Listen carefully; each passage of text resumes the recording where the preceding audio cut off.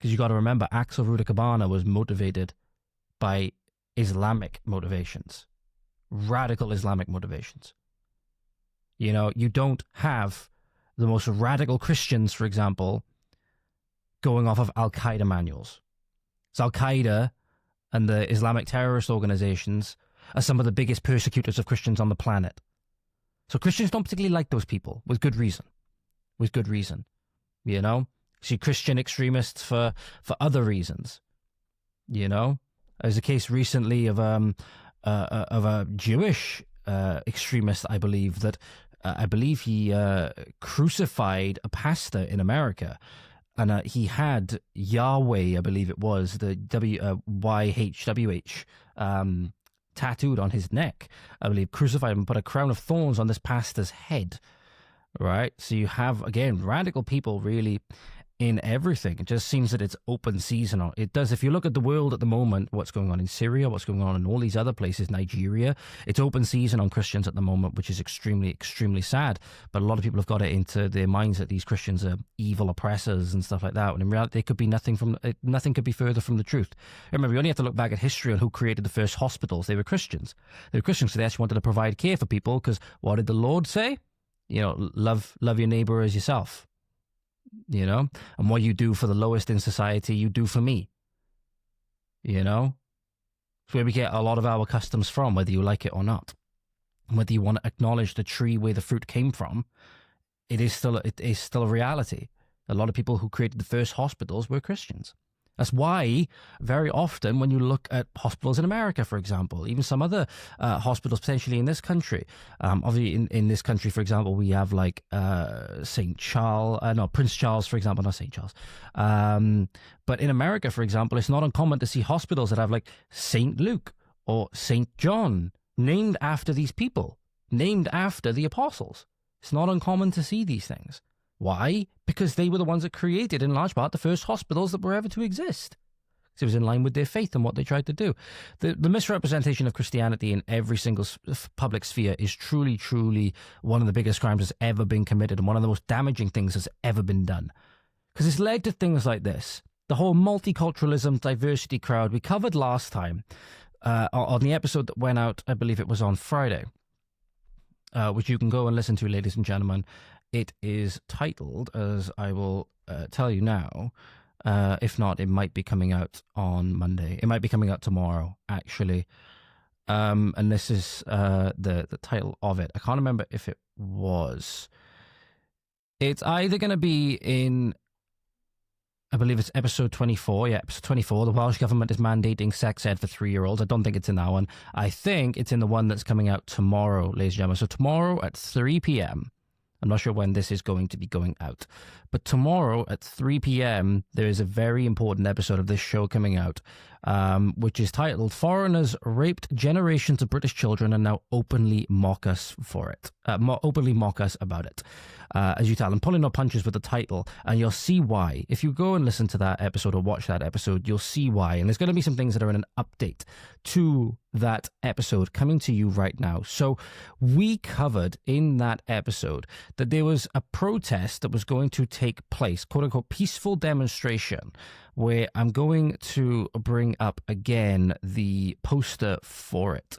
This is important to go over. So the poster was for quote unquote fair trials, and it was a march in Dewsbury in support of grooming gangs. It was saying, "Let's stand united against racism. The latest focus on grooming gangs is causing divide in our communities. Nothing to do with the fact that generations of young girls were systematically raped, tortured in horrific ways." And it was very much predominantly, for example, in Rotherham and Operation Stovewood, Pakistani men that were doing it.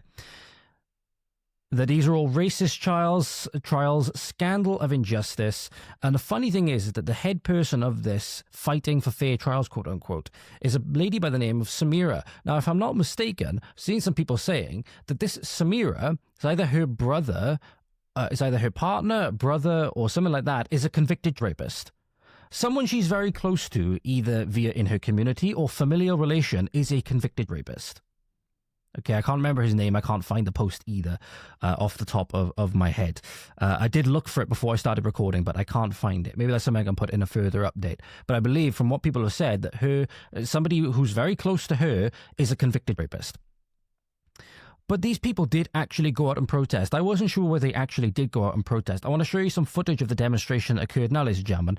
This is some of the signs, this is some of the people that we have in our communities that are openly showing that they hate us. They hate us, they despise us. They'll openly go with their own communities, despite the atrocities that people in their communities have committed, because they're sectarian and they're more loyal to their own people and to their own mini societies that they've created, their own enclaves, than they are to the British people in making sure that we have a safe and prosperous society and making sure that we are even safe in our homeland and able to have self-determination. They don't care about any of that. They don't care about any of that, and they've shown that as soon as they get to a certain point, they will then start enforcing their own customs and their own laws, their own religion, their own way of life on us. That is exactly what led to this. That is exactly what led to people on a street corner, for example, saying in a racist system, truth gets silenced. Yeah, it absolutely does. That's why the truth of the grooming gangs was denied for so fucking long. These people live in an inversion of reality. The truth got silenced because it was predominantly white young girls being raped, trafficked, abused, disgusting torture at the hands of predominantly brown Pakistani men, brown Pakistani Muslim men, and they were doing it as an ethno-religious conquest. That truth was not allowed to come out. That truth was silenced because we do live in a racist system. It's racist against white people, believe it or not, ladies and gentlemen. You also have no one should face conviction due to skin color. False convictions ruin lives. All of these things actually not, in any way false, but these people live in a complete inversion of reality. So here you go, ladies and gentlemen. Here's the footage from that quote-unquote fighting for fair trials march or protest, peaceful protest in support of grooming gangs. I want to just take a look at how shameless, how what's the word? The word has just escaped me. The word I'm looking for has just escaped me. Ashamed, how ashamed they look. They know that they have to get out and do this because it's something they have to do for their communities and for their people, and they'll receive ostracization from their own people if they don't do it. But they're hiding behind their signs. They're hiding behind face coverings. They know what they're doing is absolutely shameful, but they have no shame. So here you go. Racial prejudices are the pressure of public opinion.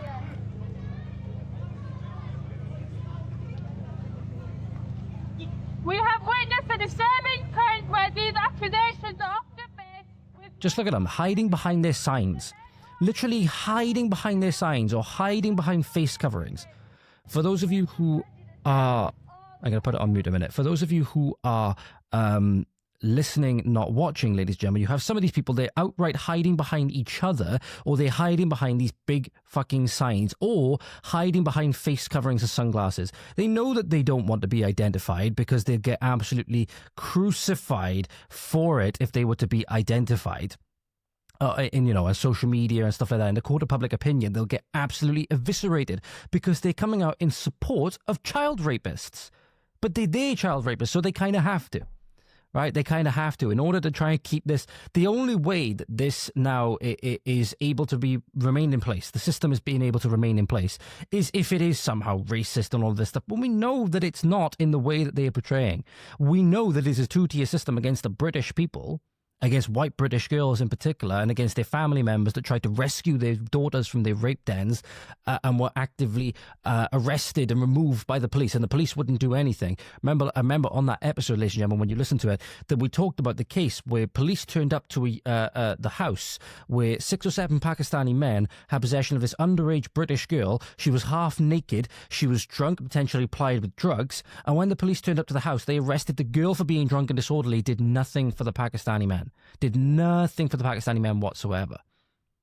That's the kind of stuff that we're talking here. That's the kind of stuff that we're talking here. So yeah, in a racist system, truth does get silenced. That's why so many young girls were silenced in the name of political correctness, in the name of multiculturalism, in the name of diversity.